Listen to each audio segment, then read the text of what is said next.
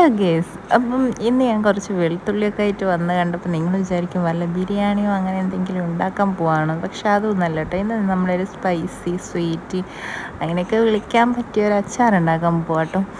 അങ്ങനെ ഞാൻ അതിനെടുത്തത് കുറച്ച് പപ്പായയാണ്. പപ്പായ പലരും പലതും പറയും, കർമൂസ അങ്ങനെയെല്ലാം പറയും കേട്ടോ. പച്ച നല്ല മൂത്ത പപ്പായാണ് എടുത്ത്. അങ്ങനെ ഞാനിതാ അതിനുള്ള പാൻ അടുപ്പത്ത് വെച്ച് അതിലേക്ക് കുറച്ച് എണ്ണ ഒഴിച്ചു, കടുക് പൊട്ടിച്ചു, പിന്നെ ഉലുവ പൊട്ടിച്ചു, എന്നീ സംഭവങ്ങളൊക്കെ പൊട്ടിച്ച് അതെല്ലാവരും ചെയ്യുന്നതായിരിക്കും. പിന്നെ അതിലേക്ക് കുറച്ച് വെളുത്തുള്ളി, പച്ചമുളക്, കറിവേപ്പില, ഇത്രയും സാധനം ഇട്ടു. ഇഞ്ചിയുള്ളവർ ഇഞ്ചി ഇടണം കേട്ടോ. എൻ്റെ കയ്യിൽ ഇഞ്ചിയില്ലായിരുന്നു.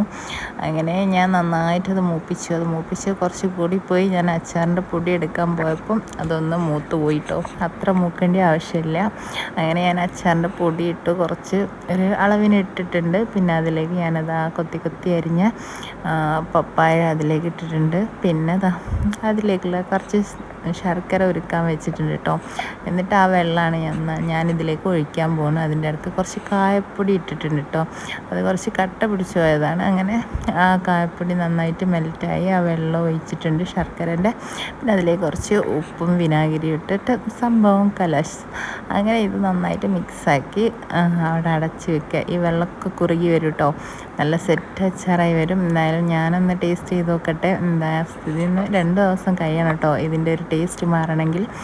അങ്ങനെ നമ്മുടെ സ്പൈസി സ്വീറ്റ് അച്ചാർ റെഡി ആയിട്ടുണ്ട്. എന്തായാലും അടിപൊളി ടേസ്റ്റാണ്. അതിൻ്റെ ഇടയ്ക്ക് 2 ആൾ ടേസ്റ്റ് ചെയ്യാൻ വന്നിരുന്നു, അവർക്കും ഇഷ്ടപ്പെട്ടു. അങ്ങനെ എല്ലാവർക്കും ഇഷ്ടപ്പെട്ടു എന്ന് വിചാരിക്കുന്നു. നോക്കിയിട്ട്